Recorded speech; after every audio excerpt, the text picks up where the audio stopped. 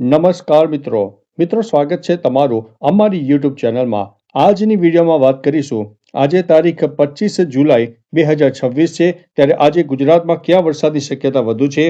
મિત્રો અત્યારે વાગી ગયા છે સાંજના 6 વાગ્યાની આસપાસનો સમય થઈ ગયો છે અને સેટેલાઇટ બેઝના માધ્યમથી તમને જણાવીશું કે ગુજરાતમાં કયા વરસાદની શક્યતા વધુ છે।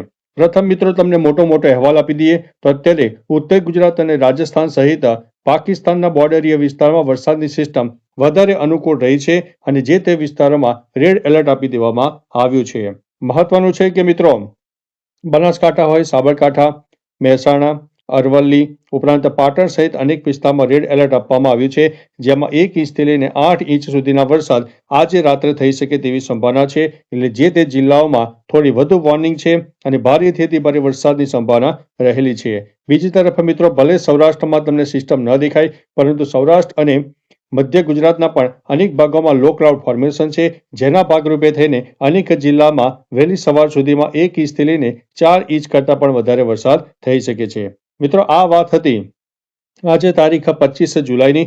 હવે ત્યારબાદ મિત્રો તારીખ 26 જુલાઈની આપણે વાત કરી દઈએ તો 26 જુલાઈના રોજ ક્યાં વરસાદની શક્યતા વધુ છે। તો મિત્રો લો ક્લાઉડ ફોર્મેશન અને રેન બેઝ ફોર્મેશનના માધ્યમથી તમે જોઈ શકો છો કે ઉત્તર ગુજરાત હોય, મધ્ય ગુજરાત હોય, ઉપરાંત સૌરાષ્ટ્રનો પૂર્વ તરફનો વિસ્તાર હોય, ઉપરાંત દક્ષિણ ગુજરાતના પણ અનેક ભાગોમાં વાદળછાયું વાતાવરણ, પરંતુ 1 નંબર ઉપર મિત્રો અત્યારે ઉત્તર ગુજરાત અને મધ્ય ગુજરાતને ગણીને ચાલવો અને કહી શકાય કે જે તે વિસ્તારમાં હજુ પણ આગામી 48 કલાકમાં ભારેથી અતિ ભારે વરસાદની સંભાવના રહે છે।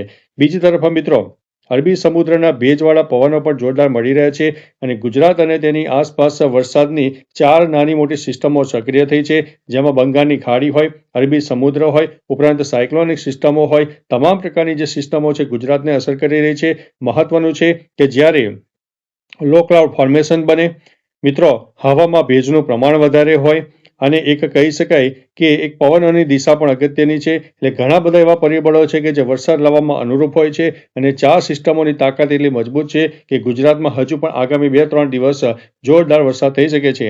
પરંતુ ગત જે 2-3 દિવસમાં વરસાદ પડી ગયો તેની માત્રામાં થોડું વરસાદનું પ્રમાણ ઘટશે, પરંતુ મિત્રો ઉત્તર ગુજરાતને 1 નંબર ઉપર ગણીને ચાલજો અને મધ્ય ગુજરાતના ઉત્તર તરફના વિસ્તારો છે તેને 2 નંબર ઉપર ગણીને ચાલજો, જે તે વિસ્તારમાં હજુ પણ વરસાદની શક્યતા દેખાઈ રહી છે।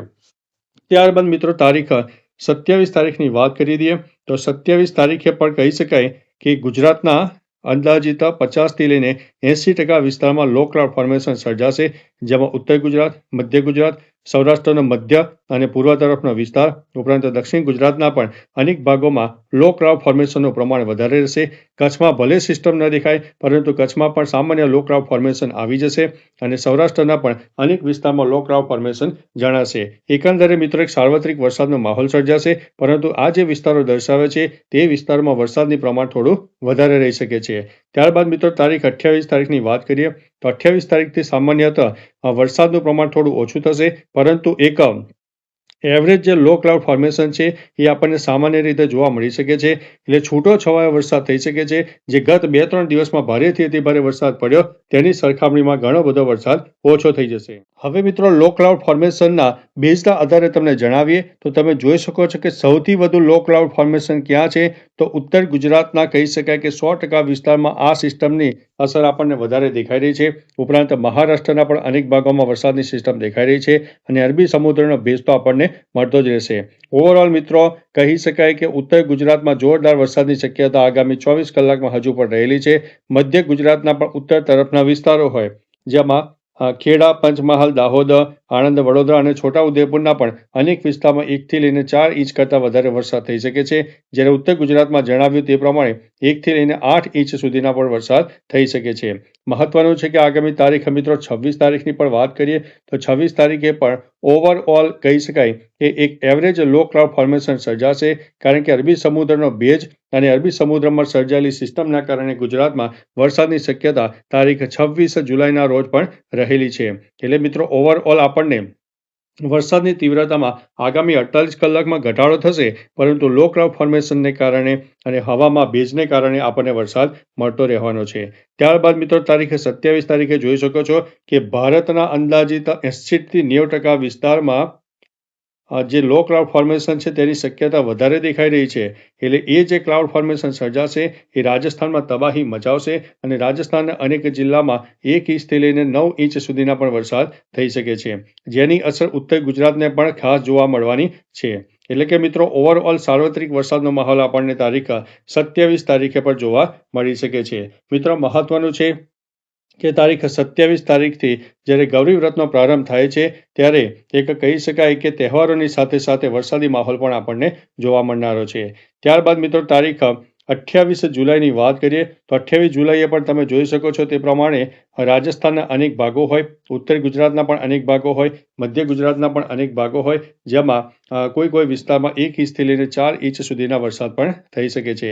એકંદરે મિત્રો તારીખ 28 તારીખ સુધી આપણને આ જે પ્રમાણ છે એ વરસાદનું જોવા મળનારું છે. મિત્રો હવે 29 તારીખની વાત કરીએ તો 29 તારીખે પણ આપણને લો ક્લાઉડ ફોર્મેશન સર્જાશે, જેમાં રાજસ્થાન સહિત મધ્ય ભારતના અનેક ભાગો પ્રભાવિત થશે. પરંતુ આ લો ક્લાઉડ ફોર્મેશન એટલું બધું મજબૂત નહીં હોય કે જે ગુજરાતમાં ભારેથી અતિ ભારે વરસાદ આપે, એટલે વરસાદની તીવ્રતામાં નોંધપાત્ર સામાન્ય ઘટાડો થઈ શકે તેવી સંભાવના દેખાઈ રહી છે. એકંદરે મિત્રો ટૂંકુને ટચ આગામી 48 કલાક વધુ આપણે ખતરાવાળા ગણીને ચાલવાનું રહેશે. ત્યારબાદ મિત્રો તારીખ 30 તારીખની વાત કરીએ તો જે લો ક્લાઉડ ફોર્મેશન છે એ સામાન્ય રીતે થોડું ઘટી જશે, સામાન્ય ભેજનું પ્રમાણ પણ ઘટી જશે અને જે તાપમાન છે એ તાપમાનમાં સામાન્ય વધારો થઈ શકે છે, જેમાં 25થી લઈને 29-30 ડિગ્રીની આસપાસ જતું રહે તાપમાન અને થોડો આપણને બફારો અને ગરમીનો અહેસાસ પણ થઈ શકે છે.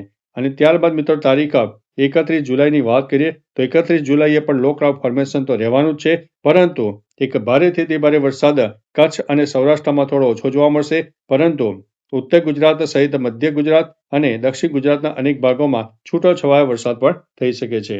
તેમ છતાં મિત્રો કઈ સિસ્ટમ નવી ને નવી અપડેટ થશે તો અમારા વિડીયોના માધ્યમથી તમને તમામ પ્રકારની માહિતી આપી દઈશું. તો ચાલો મિત્રો ફરીથી દેશ અને દુનિયાના તાજા સમાચાર અને વરસાદની નવી આગાહી લઈને મળતા રહીશું. ત્યાં સુધી અમને રજા આપશો. નમસ્તે.